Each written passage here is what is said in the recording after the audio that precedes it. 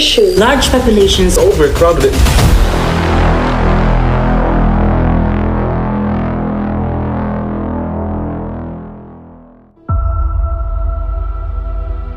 It is when the human population surpasses the ecological carrying capacity of the environment. In an overcrowded environment, people may outnumber available necessary commodities for survival, such as the following: transportation, water, shelter, food, or social amenities. It's when environmental resources fail to meet as individual species need for housing, nutrition, and other necessities. It leads to significant mortality and morbidity rates.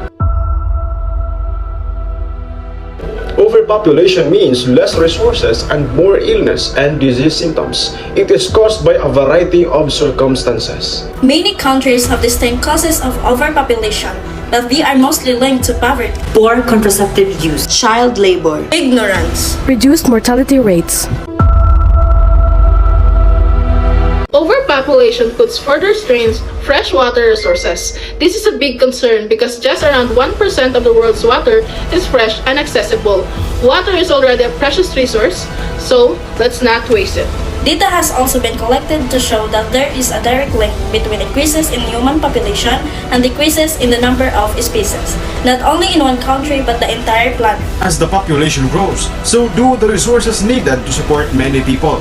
The food, the water, and the fossil fuels are being consumed at unprecedented rate, creating a huge demand on producers and the planet. Farming systems have evolved to provide enough food to feed larger populations as the populations has risen over time. Intensive farming methods, on the other hand, harm local ecosystems and the soil, perhaps posing future problems. Furthermore, because of the machinery required, intensive farming is regarded as a major contribution to climate change. If the population grows at its current rate, the effect will likely become more pronounced. Large populations are directly involved in climate change, especially as the Philippines continue to improve their industrial capabilities. 97% of the scientific community agrees that human activity is changing global warming. About 110 million people currently live in the Philippines. The yearly population growth rate is currently about 1.3%, down significantly from 1960 when it was 3.3%. In the Philippines, the fertility rate has similarly fallen precipitously over time. The fertility rate was 6.4 children per woman in 1969. Today, there are 2.1 children born to every woman. The increased use of family planning technologies and contraception is one factor contributing to this. Population growth of nearly 2 million people each year will cause it to double in roughly 40 years.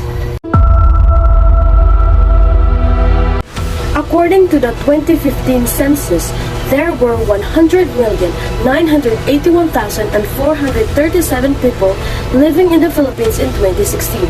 By 2020, there will be 110 million people living there, and by 2030, there will be 125 million. The Philippines population as of June 10, 2022 is 112,381,154. And the last UN estimate by July 1, 2022 is 112,508,994. As shown in this table, the yearly change from 1975 up to date is more than 1 million. The Philippines is an archipelago of more than 7,000 islands with an area of 115,831 square miles. Even though the majority of the islands are quite tiny, some larger ones, like Luzon and Mindanao, make up a significant amount of the total surface area. The three divisions of the islands, Luzon, Visayas, and Mindanao, represent the north, central, and south, respectively. The Philippines' overall population density is 939 people per square mile, or 363 people per square kilometer, although certain islands are substantially more crowded than others. Quezon City, with a population of 2,936,116, is the biggest city in the Philippines. It belongs to the larger metropolitan Manila area, which consists of 17 cities and municipalities and has a total population of 12.8 million. The fact that the Greater Manila urban area extends outside of Metro Manila's boundaries and is estimated to be home to 22.7 million people, roughly a quarter of the Philippines' total population, makes matters even more problematic.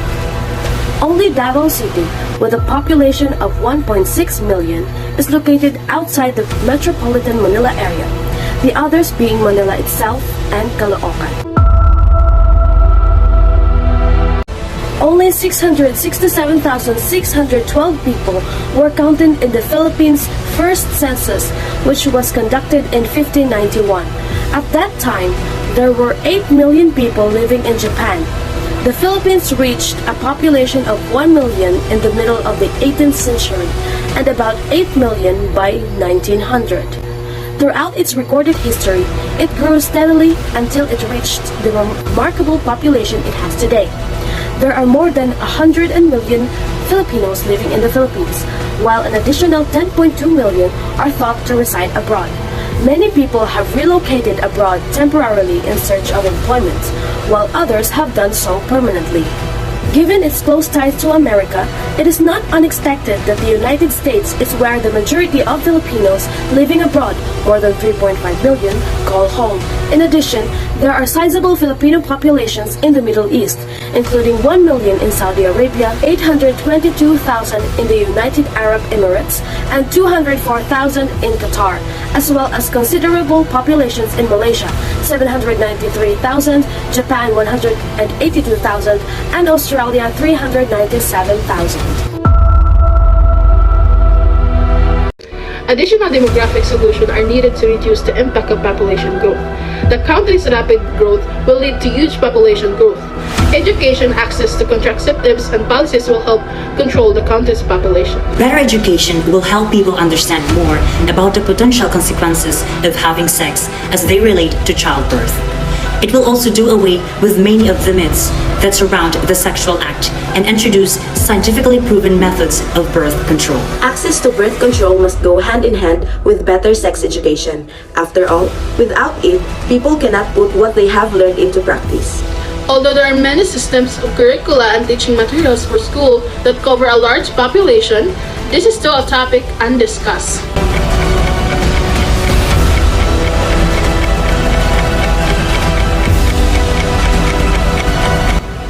Overcrowded is just another way of saying overpopulated.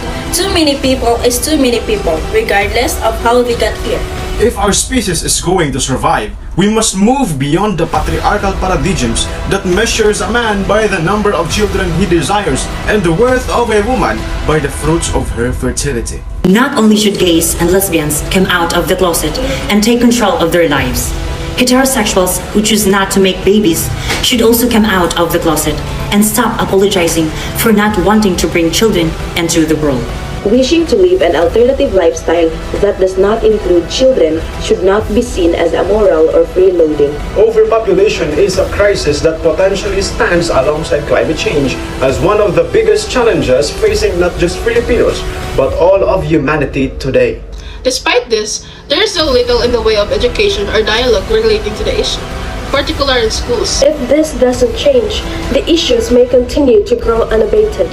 If that happens, this one issue could have a knock-on effect that will lead to untold problems in the future. Of all the environmental challenges facing the country today, population growth is sometimes off the radar. Issues such as pollution, climate change, and water scarcity are priorities, but population growth is a major cause of many environmental problems.